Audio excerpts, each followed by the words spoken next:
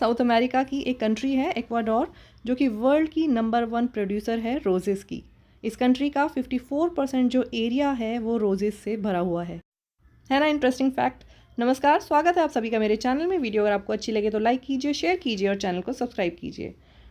आज हम बात करेंगे इस वीडियो में कि अपने गुलाब के पौधे का ख्याल कैसे रखें ताकि उसमें ज़्यादा से ज़्यादा फूल आ सकें, क्योंकि हम सबका मेन एम तो यही है कि गुलाब पे बहुत सारे फूल खिलें, बहुत सारी कलियाँ आएँ।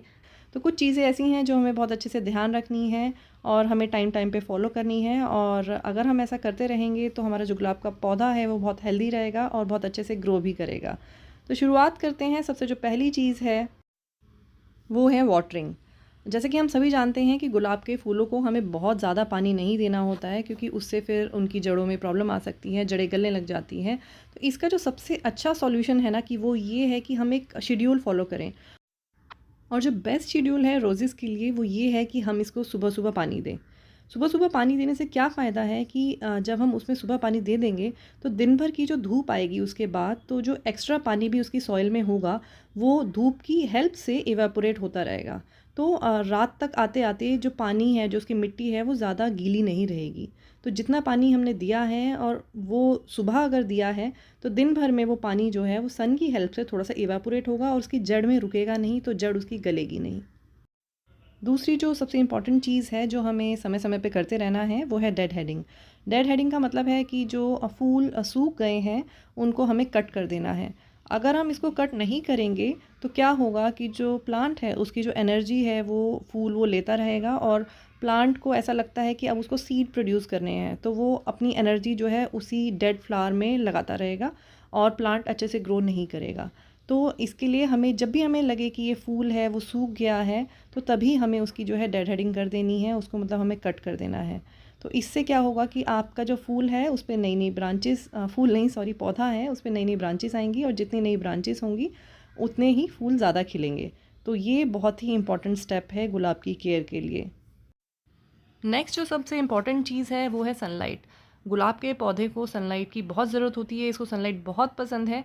तो हमें ये देखना है कि जहाँ भी आप गुलाब का पौधा रखें वहाँ कम से कम 6 से 8 घंटे की सनलाइट आती हो, क्योंकि अगर सनलाइट नहीं आएगी तो फिर गुलाब का जो पौधा है वो अच्छे से ब्लूम नहीं करेगा, उसमें फूल नहीं बनेंगे, वो ग्रो नहीं करेगा, नई नई ब्रांचेस भी नहीं आएंगी, और उसी कारणवश क्या होगा कि आपका पौधा जो है सिर्फ बुशी रह जाएगा, लीव्स उसमें रहेंगी लेकिन फूल नहीं खिलेंगे। कई लोग ऐसा बोलते हैं कि हमारे पौधे पे सिर्फ लीव्स हैं, फूल नहीं खिलते हैं। तो उसका जो सबसे बड़ा कारण होता है कि वो 6 से 8 घंटे की धूप ना मिलना है, क्योंकि जब तक एनर्जी नहीं प्लांट के अंदर जाएगी जब तक वो फूल कैसे प्रोड्यूस करेगा। उसकी अच्छे से एनर्जी होने के लिए उसके अंदर बहुत ज़रूरी है कि हम उसको 6 से 8 घंटे की धूप में रखें ही रखें, तभी वो अच्छे से ब्लूम करेगा, तभी उसमें बहुत सारे फूल खिल के आएंगे। तो ये एक बहुत ही ज़रूरी बात है गुलाब की केयर के लिए।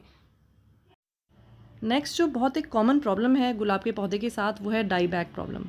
क्या होता है कि हमें कई बार नज़र आता है कि जो उसकी कोई स्टेम है वो बिल्कुल ब्लैक हो गई है या डार्क ब्राउन हो गई है, या फिर हमें देखने को मिलता है कि जो कलियां हैं वो ब्राउन हो गई हैं, या फिर हमें धीरे धीरे करके ऐसा लगता है कि पूरा पौधे की जो स्टेम है, जितनी भी उसमें स्टेम्स हैं, वो ब्राउन या ब्लैक होने लग जाती हैं। उसका कारण होता है कि वो पौधे पे जो है वो फंगस का अटैक हो जाता है। उससे बचने के लिए एक तो हम क्या कर सकते हैं, हल्दी ले सकते हैं। हल्दी एक बहुत ही अच्छा फंगीसाइड है, तो हम उसकी मिट्टी में 1 चम्मच हल्दी मिक्स कर सकते हैं। और जब भी हम इसकी प्रूनिंग करें, मतलब कि जैसे मैंने आपको अभी दिखाया था कि एक डेड फ्लावर को हमने कट किया था, तो उस टाइम पे भी जो वो स्टेम है जहाँ से हमने कट किया है वहाँ पे भी फंगस लगने की बहुत ज़्यादा प्रॉबेबिलिटी रहती है। तो जब हम कभी भी प्रूनिंग करें या फिर किसी फ्लावर को काटें तो उस स्टेम के ऊपर वाले हिस्से पे हमें हल्दी लगा देनी है। तो हल्दी लगाने से क्या होगा कि वो जो डाईबैक वाली प्रॉब्लम है वो गुलाब में नहीं आएगी, क्योंकि वो फंगस जो है वो नहीं लगेगी। तो जब भी हम प्रूनिंग करें और जब भी हम गुलाब को जो डेड गुलाब है उसको हम कट करें, तो उस जगह पे हमें हल्दी का यूज़ ज़रूर करना है। चलिए आगे बात करते हैं। वो अगली सबसे इम्पॉर्टेंट चीज़ जो है गुलाब के पौधे के लिए वो ये है कि हमें जो उसकी मिट्टी है उसको एसिडिक बना के ही रखना चाहिए। तो एसिडिक नहीं होगी तो क्या होगा कि हम चाहे उसमें कोई भी खाद डाल लें, कुछ भी डाल लें, लेकिन जो न्यूट्रिशन है वो प्लांट एब्जॉर्ब नहीं करेगा। तो उसके लिए हम क्या कर सकते हैं कि कॉफ़ी का यूज़ कर सकते हैं। जैसे अभी आपने देखा कि मैंने कॉफ़ी ली, एक सैशे कॉफ़ी का लिया, और उसको जो है आप मिट्टी में ऐसे अच्छे से स्प्रे डाल दीजिए, स्प्रेड कर दीजिए, और फिर उसको मिक्स कर दीजिए, और मिक्स करने के बाद ऊपर से आप वाटर दे दीजिए उसको। ऐसा करने से क्या होगा कि जो मिट्टी है उसका जो एसिडिक लेवल है वो बना रहेगा और जो न्यूट्रिशन है वो गुलाब का पौधा अच्छे से एब्जॉर्ब करेगा। अगर आपकी मिट्टी एसिडिक ही नहीं होगी तो आप कोई भी फर्टिलाइज़र उसमें डाल दीजिए, कितना भी फर्टिलाइज़र डालते रहिए, वो उसमें ब्लूम्स नहीं आएंगी, उसमें कलियाँ नहीं खिलेंगी, क्योंकि आपकी जो मिट्टी है वो एसिडिक नहीं है। तो इसीलिए ये बहुत ही ज़रूरी है कि जो मिट्टी का एसिडिटी का लेवल है वो मेंटेन करके रखें।